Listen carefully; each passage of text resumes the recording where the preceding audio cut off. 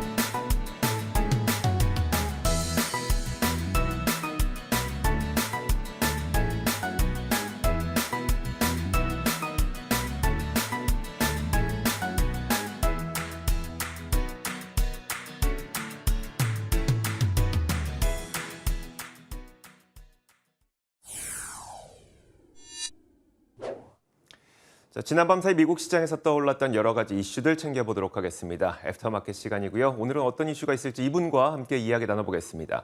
김태수 미국 세무사 화상 연결돼 있습니다. 안녕하세요. 네, 안녕하세요. 자, 지난밤 사이에 어떤 일들이 있었는지 참 많은 일들이 있었고 시장도 하락했는데 첫 번째 키워드부터 열어보면서 이야기 진행해 보겠습니다. 자, 첫 번째 키워드는 바로 이겁니다. 자, 테슬라의 그림이 보이고요. 목표가 하향 조정이라는 키워드인데 사실 저도 테슬라가 지난 밤사이 너무 많이 빠져서 무슨 일이 있었나 싶었거든요. 어떤 일이 있었던 걸까요? 네, 테슬라가 7% 가까이 하락을 했습니다. 하루 전만 하더라도 어떤 그 딜리버리에 있어서 굉장히 기대감이 크게 이렇게 시장에 나타난 모습이었는데 지난밤에는 이 납품량에 대해서 3분기 납품량을 38만 대에서 35만 4천 대로 깎아버리는 이런 보고서가 나왔습니다. 5%에서 이게 나왔는데 그러면서 목표 주가를 동시에 $340로 낮춰잡는 그런 모습을 보였습니다. 하지만 그래도 매수 의견은 그대로 유지를 한 그런 상태고요. 근데 이게 다가 아니고 그 배경에 이제 또 다른 중요한 이유들이 있습니다. 뭐냐면은 바로 이제 그 내일이죠. AI 데이를 개최를 합니다. 근데 이 AI 데이라는 게 거기에서 이제 테슬라가 뭘 얘기를 해야 되냐면은 휴머노이드 로봇 그리고 완전 자율주행차 여기에 대해서 업데이트를 제공을 해야 되는데 투자자들이 굉장히 싸늘합니다. 왜냐하면 특히 이제 자율주행차 같은 경우에는 다른 회사들이 이미 앞질러가고 있기 때문에 굉장히 실망감이 좀 큰 상황이라서 여기에 대해서 좀 상당히 좀 분위기가 냉랭한 모습이고, 또 하나는 일론 머스크가 이제 지난밤에 사이버 트럭에 대해서 이제 또 트윗을 올렸죠. 그러면서 이거 뭐 거의 무슨 보트처럼 이렇게 갈 수 있다, 이렇게 얘기를 했는데 방수 기능에 대해서 얘기를 했거든요. 근데 사이버 트럭 아직 뭐 출시도 안 됐죠. 사실 지난해부터 출시될 거다라고 얘기는 했지만 계속 지연되고 있는 상황인데, 그런데 이제 문제는 모델 Y 차량이 사실 범퍼 쪽이 이렇게 물이 샜어요. 그것 때문에 한번 세계적인 망신을 당했기 때문에 이 보트 이런 방수 기능에 대해서 사람들이 사실 좀 냉담합니다. 그리고 또 최근에 이제 리비안이 R1T라는 이 모델이 그 깊은 수로를 통과해가는, 정말 보트처럼 통과해가는 이 모습을 또 영상을 올렸어요. 그렇기 때문에 일부 투자자들이 좀 비웃는 그런 이제 리트윗을 하는 이런 것까지도 좀 있었습니다. 테슬라의 기술이 더 이상 새로워 보이지 않는다라는 거, 그런 것들이 가장 큰 문제였고, 최근에 이제 이런 어떤 새롭고 이런 기술로 이제 추앙받던 그런 전기차들이 현실적인 문제들, 경쟁에 직면해가지고 굉장히 어려움을 겪는 그런 모습들을 보이고 있습니다. 사실 지난밤 사이에는 테슬라만 빠진 것도 아니고 시장 전체적으로 다 같이 빠지기도 했고 전기차들도 동반 하락하는 모습을 보여줬거든요. 혹시 그렇다면 이게 그냥 시장 빠져서 같이 빠진 건지, 아니면 전기차 그 산업 자체에 어떤 문제점이 발생하고 있는 걸까요? 네, 시장에서 리비안이 8% 가까이 빠졌죠. 그리고 중국의 니오가 10%나 하락을 했습니다. 그리고 배터리용 리튬 채굴하는 리튬 아메리카도 지금 보면은 5% 가까이 하락을 했습니다. 전방위적으로 좀 어려운 그런 모습인데, 그 전기차 산업의 지금 원인은 기업별로도 있고 거시경제적인 문제들도 있습니다. 기업별로 보면은 리비안 같은 경우에는 지금 기존의 예측치가 계속 줄어들고 있어요. 언제까지 얼마 생산할 거다, 이런 것들이 계속해서 최근에도 지금 보면 2025년까지 15만 9천 대 생산할 거다, 이게 마이너스 13%나 감소한 거거든요. 거기에다가 뭐 공급망 지연이라든가 반도체 칩이라든가 이런 것도 문제가 계속 되고 있고, 또 순이익이 나질 않는다라는 게 또 가장 큰 문제이기도 하고요. 거시경제적으로는 유럽 시장의 침체에 대해서 굉장히 좀 문제가 심각해지고 있습니다. 특히 이제 중국의 니오 같은 경우에는 이제 유럽에 진출하겠다 큰 소리를 많이 쳤거든요. 그러면서 공장도 건설하고 막 계획을 엄청나게 돈을 투자하겠다고 세웠는데, 지금 가장 먼저 진출했던 노르웨이에서 이제 발표가 나왔는데 중국 전기차 아직 안 팔리고 있습니다라고 발표를 해버렸습니다. 그러다 보니까 여기에 대해서 또 좀 부정적인 문제가 생겼고, 더 심한 거는 유럽 전반적으로 깔려있는, 확산되고 있는 전기차 회의론이 자꾸 힘을 받고 있습니다. 왜 그러냐면은 유럽은 지금 에너지 문제가 사실 심각하거든요. 그러면서 전기 가격 자체가 굉장히 빠르게, 어느 곳보다도 빠르게 지금 상승을 하고 있는데, 그러다 보니까 상대적으로 이제 휘발유 차량보다 이제 차량 가격이 한 35%, 40% 비싼 이 전기차를 굳이 사서 비싼 전기세를 물 필요가 뭐 있느냐, 이제 이렇게 회의론이 좀 확산이 되고 있습니다. 이런 것들이 더 추가적으로 확산될 수 있는 상황이기 때문에 여기에 대한 주의가 좀 필요해 보입니다. 네, 알겠습니다. 자, 이렇게 첫 번째 테슬라가 왜 하락했는지 한번 살펴봤고요. 이어서 두 번째 키워드 공개하도록 하겠습니다. 두 번째 키워드는 바로 이겁니다. 자, 호재보다 악재라는 키워드인데, 여러분들도 아시겠지만 강세장에서는요, 악재보다는 호재에 민감한 반응을 하기도 하고, 반면에 약세장에서는 호재보다는 좀 악재에 더 민감한 반응을 보이기도 합니다. 지난 밤 사이에 애플은 좀 딱 그런 모습을 좀 보였던 것 같거든요. 그 이유를 한번 설명을 해드릴 텐데, 자, 애플의 수요 부진에 대한 우려가 나오고 있는 건 사실입니다. 이런 가운데 딱 두 군데에서 투자 의견을 냈어요. 그런데 이 두 군데가 정확하게 정반대의 투자 의견을 냈습니다. 자, 먼저 뱅크 오브 아메리카의 의견을 보시면요. 기존의 매수였던 의견을 중립으로 하향을 조정하면서 투자 목표 주가는 185달러에서 160달러로 낮춰 잡았습니다. 반면에 로젠블렛에서는요. 기존의 중립이었던 투자 의견을 매수로 상향 조정하면서 목표 주가도 거의 정반대였어요. 기존에 160달러였던 것을 189달러로 완전히 뭐 약속이나 한 듯이 정반대의 투자 의견을 내놨는데, 오히려 시장에서는 이런 좋은 의견은 거들떠 보지도 않고 악재에만 좀 민감했던 그런 현상이 나타났습니다. 자, 그럼 뱅크 오브 아메리카는 왜 투자 의견을 하향했을까? 그 이유를 살펴보면 총 3가지 정도로 추격해 볼 수가 있을 텐데요. 자, 먼저 첫 번째가 아이폰 14의 수요가 부진할 것이라는 우려입니다. 지금 우리가 생각하고 있는 모든 것 다 똑같은 그 생각을 하고 있는 거고요. 자, 그리고 두 번째가 바로 이건데요. 애플의 고객 가운데 60%는 고소득층이에요. 그래서 이 부분은 문제가 생길 것 같지 않은데, 나머지 40%의 고소득이 아닌 계층에서 수요 부진에 문제가 생길 것 같다는 게 뱅크 오브 아메리카의 의견입니다. 또 한 가지로 요즘 강달러가 너무 심한데 애플은 해외 매출 비중이 상당히 높죠. 그러다 보니까 당연히 이익에 타격이 있을 것이다 라면서 투자 의견을 하향 조정한 겁니다. 반면에 로젠블렛에서는 그럼 왜 투자 의견을 상향 조정했을까요? 자, 우리가 지금까지 애플의 아이폰 신제품을 거의 13번을 봤습니다. 근데 신제품 나올 때마다 초반을 제외하고는 대부분 이번엔 혁신이 없었다. 그리고 이번에는 사람들이 많이 바꾸지 않을 것 같다라고 했지만 결국은 지금 뭐 계속 실제 결과가 나오는 걸 보면은 실제 수요는 상당히 좋지 않았습니까? 이 부분을 짚고 있었습니다. 매번 신제품 발표할 때마다 수요가 부진할 것 같다는 우려는 있었지만 실제 결과는 그렇지 않았다는 게 로젠블렛의 의견이고요. 또 한 가지가 미국에서 설문조사를 해보니까 고가의 애플 제품에 대한 수요가 여전히 높은 것으로 나타났다. 그렇기 때문에 우리는 투자 의견을 높인다라는 주장을 제기했습니다. 자, 이렇게 정반대의 의견이 나왔지만 결국 시장에서는 안 좋은 의견에 조금 더 민감하게 반응을 했는데 지금까지 애플은 마치 개인 투자자분들에게 안전자산인 것처럼 인식이 되지 않았습니까? 상황이 이렇게 되니까 이런 인식이 아예 깨지지 않을까라는 생각이 드는데 어떻게 될까요? 네, 애플에 대해서 이제 안전자산에 대한 그런 얘기가 많이 이제 나왔죠. 근데, 침체나 어떤 부진한 경제 상황이 오면은 뭐 수요 부진하고 이런 건 뭐 늘 당연히 일어나는 거고, 그리고 애플 같은 경우에 신제품에 대해서 항상 가격 낮춰가지고 중국이나 인도에 팔았기 때문에 전체적인 캐판을 항상 맞춰주는 그런 모습을 보였습니다. 지금 애플이 이제 S&P 500에서 7.24%로 비중 1위를 차지하고 있고 2위와의 격차도 거의 뭐 1.5%포인트 정도 크게 벌어져 있는 그런 상황인데, 이 상황이 지금 어떤 상황이냐면 한국에서 삼성전자가 안전자산이 아니다라고 말하는 것과 같은 그런 맥락입니다. 제가 이제 해드리고 싶은 얘기는 주식시장의 근본에 대해서 좀 말씀을 드리고 싶은데, 수십만 명이 죽어가는 전쟁에서도 대장 한 명만 잡으면 전쟁의 판도가 바뀝니다. 그게 대장입니다. 대장. 주식시장에도 애플, 삼성전자 같은 이제 대장주가 있죠. 대장주라는 게 뭐냐? 대장주에 대한 논란이 성립이 되려면 시장 전체가 뒤집혀야 돼요. 수급이 요동을 치고 대변혁의 시대가 와야 됩니다. 강력한 혁신적인 기술 개발이 나와야 되고, 정말 예를 들면 우리가 드론 타고 맨날 날아다녀야 돼요. 그게 개인화돼야 됩니다. 그 정도의 산업혁명이 도래해야지 대장주가 바뀝니다. 그런데 지금이 그런 상황이냐? 아니거든요, 지금은. 지금 이 침체된 이 시장에서 원금을 회복하고 싶은 분은 대장주에 집중하세요. 한 3년 기다리면은 마이너스 30% 지금 손실 나 있는 거 다 회복됩니다. 역사가 그걸 증명하고 있어요. 그게 바로 자본주의 주식시장의 장기적인 우상향 논리입니다. 그게 대장주고요. 이게 바로 이걸 믿는 것이 또 주식시장의 어떤 근간이 되는 거고요. 시장이 어려울수록 부정적인 뉴스가 넘쳐납니다. 말씀하셨듯이. 그런 부정적인 근거 없는 뉴스에 휩쓸려서는 안 될 것 같습니다. 네, 알겠습니다. 자, 이어서 세 번째 키워드 공개하도록 하겠습니다. 이번 키워드는 제목이 바로 이겁니다. 재고 정리라는 건데요. 재고 정리 어떤 내용일까요?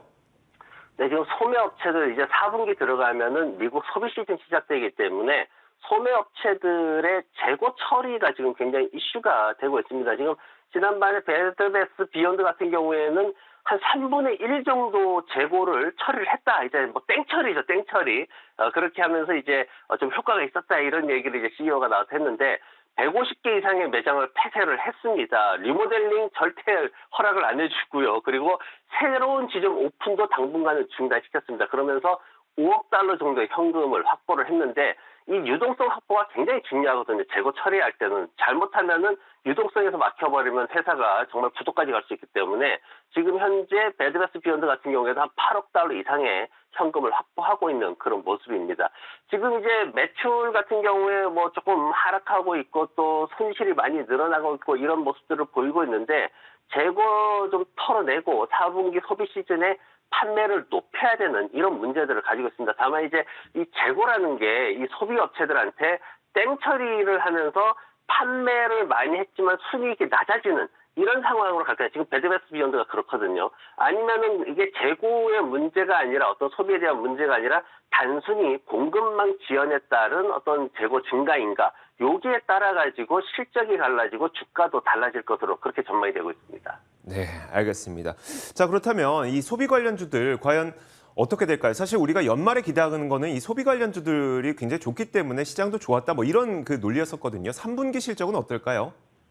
네, 3분기 실적 전망 제가 표를 하나 만들어 봤습니다. 이제 주요 소비 관련주들 갭, 월마트, 메이시스 이제 의류 분야 이제 판매하고 있는 마트 그리고 백화점 그리고 온라인 쪽에 아마존닷컴 그리고 이제 코스트코와 룰루레몬 회사를 제가 비교를 했는데 갭, 월마트, 메이시스, 아마존닷컴 같은 경우에는 전부 마이너스가 납니다. 메이시스 85%나 마이너스 날 걸로 그렇게 예상이 되고 있고, 갭은 뭐 96% 마이너스 날 걸로, 적자 전환 안 되면 다행이다라고 하는 그 정도입니다. 하지만 코스트코라든가 룰루레몬 같은 경우에는 이게 전혀 다른 얘기가 나오고 있어요. 오히려 상승할 것으로 예상이 되고 있습니다. 지금 코스트코 같은 경우에는 순이익이 전년 대비 18% 증가하고, 그리고 매출은 15% 증가할 것으로 그렇게 기대가 되고 있는 상황이고, 룰루레몬 같은 경우에도 경영진이 원래 전체 매출 순이익 가이드를 상향 조정을 하는 그런 모습 보였고, 매장 트래픽이 30%나 증가하고, 온라인 쪽에서도 40% 증가하는 모습을 보였습니다. 그래서 이런 4분기 소비 시즌을 앞두고 이렇게 수익이나 성장성에 대해서 재고나 이런 문제들, 이런 룰루레몬이나 코스트코 같은 경우는 단순한 정체로 지금 예상이 되고 있거든요. 그래서 그런 것들을 정확하게 확인한 후에 소비 관련주들에 대해서 좀 접근을 해야 될 것 같습니다. 이 표만 보더라도 우리가 어떤 소비 관련주에 접근을 해야 되는지가 좀 분명하게 보이는 것 같습니다. 자, 다음 키워드 한번 공개하겠습니다. 다음 키워드는 바로 이겁니다. 자, 구인난인데요. 자, 파월 의장이 자주 하는 말이 있죠. 바로 긴축을 강력하게 하는 근거 가운데 하나로 요즘에 미국의 고용 시장이 너무나도 타이트하기 때문이다라고 하는데, 지난 밤 사이에 나왔던 한 가지 경제 지표 역시 고용시장 여전히 타이트하다는 것을 보여줬습니다. 바로 신규 실업수당 청구 건수인데, 이게 매주 발표되기 때문에 매주 큰 이슈가 되지는 않거든요. 근데 요즘처럼 강력한 긴축이 걱정되다 보니까, 그리고 고용시장이 너무 타이트하다 보니까 이게 뉴스가 되고 있는 겁니다. 자, 지난 밤 사이에 나왔던 이 신규 실업수당 청구 건수의 그 지표를 살펴보면요. 19만 3천 건을 기록했습니다. 이게 계속 낮아지고 있는 추세예요. 심지어 지금 이 점선으로 보이시는 게 팬데믹 이전 평균 수준인데, 팬데믹 이전 평균 수준보다도 낮은 수치까지 청구 건수가 떨어졌습니다. 그 말은 뭐냐면, 지금 많은 사람들이 일할 곳은 많은데 일하는 사람이 적다는 것을 반증하는 그런 지표인 거죠. 그러다 보니까 고용 시장이 너무 타이트하다는 것을 보여주면서 이것 역시도 시장 하락의 단초가 됐습니다. 자, 이번 지표를 보고 옥스포드 이코노믹스에서는 이렇게 평가를 하고 있는데요. 내년에 지금 리세션에 들어갈 수도 있는 상황에서 고용 시장은 여전히 극도로 타이트하다, 이렇게 평가를 했는데, 쉽게 말하자면 지금 연준은 인플레이션을 막기 위해서 강력한 긴축을 하고 있습니다. 긴축을 이렇게 계속 지속하게 된다면 결국은 기업 입장에서 돈이 부족할 수밖에 없어요. 돈은 부족하지만 또 일할 사람을 구해야 되기 때문에 일할 사람이 없어서 임금을 높여줘야 됩니다. 계속 인플레이션과 그리고 기업 경기를 해치는 그런 현상들이 계속 일어날 수 있기 때문에 이 고용 지표가 상당히 부정적으로 시장에 다가올 수밖에 없었는데요. 자, 이제 곧 3분기 어닝 시즌이 시작되잖아요. 여기에서도 마찬가지로 임금의 상승, 이것에 따른 기업의 실적 타격, 이게 계속 회자가 될 것 같거든요. 어떨까요? 네, 노동 비용은 어차피 시대가 갈수록 이제 인플레이션이라는 게 있기 때문에 증가를 합니다. 그런데 보면 2000년대 이후에 노동 비용 상승하는 게 그 상승 가격이 굉장히 가파르게 최근에 올라가고 있는 모습을 우리가 확인을 할 수가 있습니다. 그래서 이제 노동시장의 미국의 문제가 뭐냐면, 하나는 이제 노동시장, 인력시장의 양극화가 문제예요. 구글 같은 대기업에 들어가려고 하버드 가려고 엄청 공부 많이 합니다. 그래서 좋은 대기업 가서 이제 연봉 많이 받으려고 구글에 가면은 연봉 초봉이 한 13만 불 되거든요. 그래서 그렇게 하려고 많이들 노력을 합니다. 근데 중소기업에 가려는 사람들이 없어요. 중소기업에 왜 안 가느냐면은, 지금 뉴욕 같은 경우에 아마존닷컴이나 월마트 같은 경우에 시간당 시급 초임인데 $20 넘게 줍니다. $21 주는 이런 데가 있어요. 그런데 미국에서 정말 웬만한 주립대 이렇게 나와서 학자금 대출 한 10만 불 받아가지고 빚더미에 앉아가지고 취업하면은 평균 급여가 5만 5천 불 수준입니다. 5만 6천 불 요 정도 수준이에요. 그러면 시급 $25예요. 그거 시급 $5 정도 차이 납니다. 그러면은 요즘 젊은 친구들은 삶의 질도 생각하죠. 그러면은 굳이 중소기업에 갈 필요가 없다. 이런 것들이 사회적인 문제로 계속 진행이 되고 있고, 또 하나는 뭐냐면은 기업들이 해고에 대해서 유연성을 전혀 갖지 못해요. 굉장히 제한되어 있습니다. 왜냐하면 이제 팬데믹 기간을 통해 가면서 사람을 구하기 어려웠고, 그러면서 돈을 계속 올려줬고, 그리고 또 이제 어느 정도 또 가르쳐놨는데 해고해버리면 제품질이 문제가 생기면 경쟁력에 문제가 생기고, 이러다 보니까 인건비 부담이 하루가 다르게 늘어납니다. 근데 이제 우리가 투자를 하는 입장에서는 여기에 너무 이제 포커스를 맞추면 힘들고, 최근에 보면은 기술주들 같은 경우에는 해고를 강력하게 진행을 하면서 주가가 급등하는 이런 모습들도 봤습니다. 그렇기 때문에 반드시 나쁜 것만은 아니니까 좀 시장에서 이런 것들 좀 좋은 것들 찾으려는 노력도 좀 했으면 좋겠습니다. 네, 알겠습니다. 자, 이렇게 지난밤 사이 미국 시장에서 있었던 여러 가지 사건, 사고들, 이슈들 챙겨봤습니다. 애프터마켓 시간이었고요. 김태수 미국 세무사와 함께 이야기 나눠봤습니다. 고맙습니다. 네, 고맙습니다.